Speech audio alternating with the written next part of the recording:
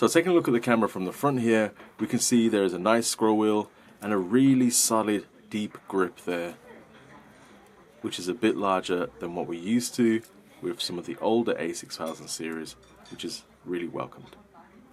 Across here we have a single release button here to reveal our APS-C size sensor. We have two microphones at the top there, and then everything else is fairly minimal. Let's move the camera to the side here.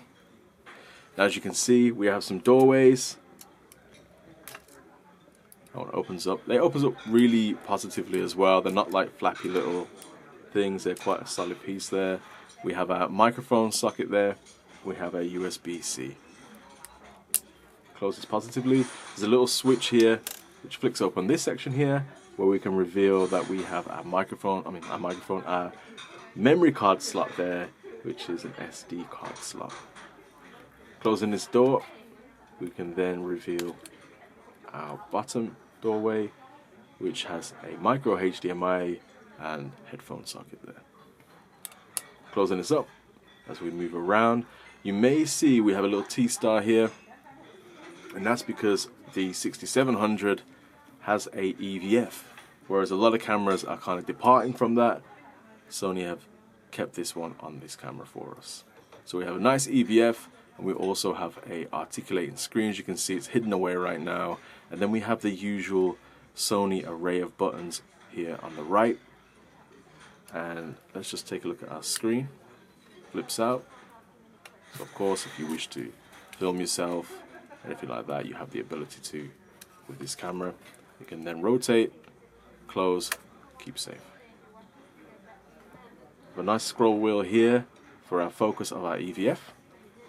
Got our menu button, and if you take a look at this camera, it's actually got a really nice slant to it, which makes it easier to find buttons when you're holding onto the grip of this camera. And these are buttons here, which we're pretty used to now if you're a Sony user. Let's take a look at the top of the camera here. So we have our 6700 logo here, our hot shoe, which is in the center of the camera, greatly positioned for balance, or if you ever do want to pop a top handle microphone, it's a really nice position for it. And we have a pretty unique wheel system here where we can go for our modes with the top wheel, and with the second wheel below it we can switch between photo, video, S&Q slow motion. We then have another scroll wheel to the right, custom button above there, a smaller record button, on off switch with the shutter release above it, and then we have our scroll wheel to the top here for more settings to be changed. So it is a real nice full-fledged Sony kind of camera, just squished into a smaller compact body, which is really nice. Okay, so let's take a look at the menu system of this camera to see if it's any different to the other Sonys.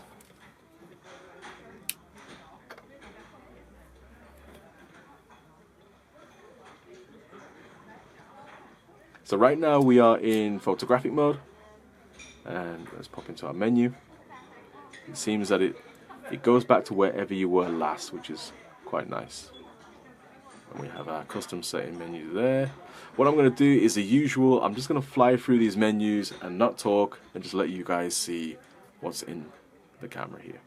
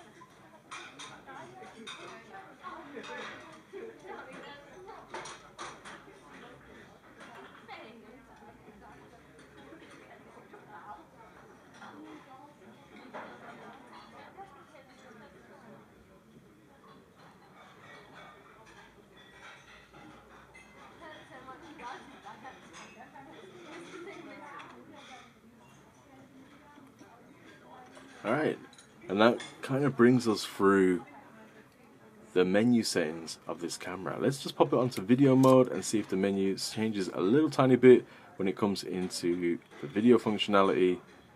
I did see it say we had basic settings in the photography mode. Let's just see what's different here.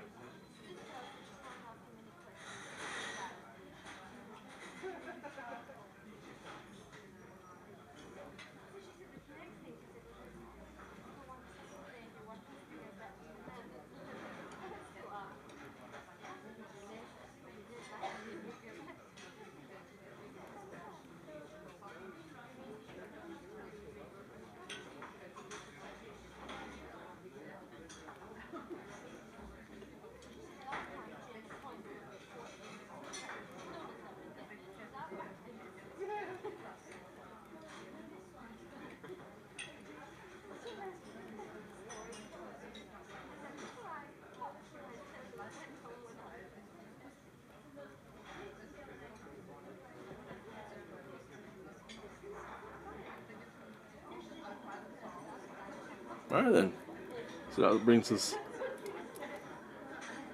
out of the menus. If I switch the camera off now, I think finally what we can take a look at is just to see what size battery now that we have in the 6700. We can see here that it takes the newer style large batteries. So that is the Sony 6700.